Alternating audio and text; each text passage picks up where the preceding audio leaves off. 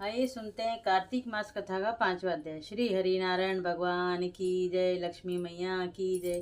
पृथु बोले, हे मुनि, तुमने कार्तिक का महाफल वर्णन किया है, अब महीनों के स्नान की विधि और नियम कहिए। नारद जी बोले, हे राजन, तुम विष्णु के अंश से उत्पन्न हुए हो, तुमसे कोई बात छिपी नहीं है, तथापि मैं नियमों का वर्णन करता हूँ।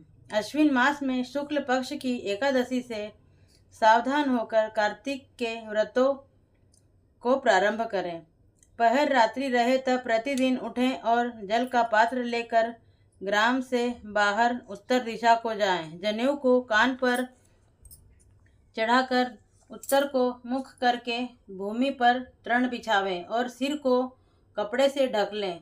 मुख को बंद कर थूकना और श्वास लेना बंद करके मल मूत्र का त्याग करें। जो रात्रि हो तो दक्षिण को मुख करें।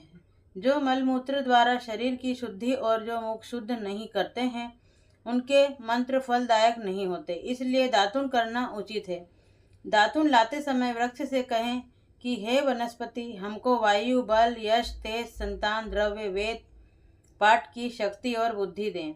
इस मंत्र को पढ़कर गूलर आदि किसी दूध के वृक्ष की 12 अंगुल लंबी दातुन लावें। व्रत के दिन ऐसा न करें। प्रतिपदा, अमावस्या, नवमी, षष्ठी तिथियों और सूर्यवार तथा चंद्रमा सूर्य ग्रहण के दिन दातुन न करें।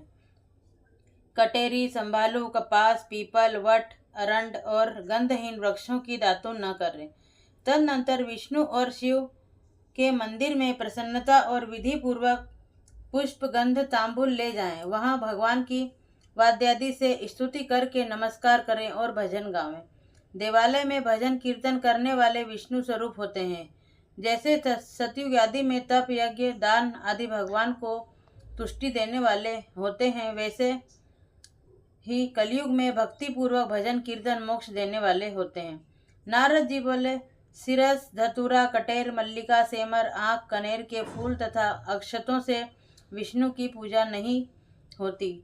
जयकुंद, सिरस, चमेली, मालती, केतकी आदि के फूलों से सूर्य की पूजा लक्ष्मी चाहने वालों को करना उचित नहीं है। यथा योग्य विधि से ही देवताओं की पूजा करके भगवान से क्षमा प्रार्थना करें कि हे सुरेश्वर, हे देव, मैंने मंत्रहीन भक्ति की और क्रियाहीन पूजन किया है, वह परिपूर्ण होवे। फिर प्रदक्षिणा करके दंडवत करें, फिर क्षमा प्रार्थना करके गान करके समाप्त करें। जो कार्तिक की रात्रि में विधि पूर्वक विष्णु और शिव का पूजन करते हैं, वे अपने पूर्वजों सहित निष्पाप वैकुंठ को चले जाते हैं। श्री हरि नारायण भगवान की जय। श्रीमन नारायण नारायण हरि हरि भजो नारायण नारायण हरि हरि।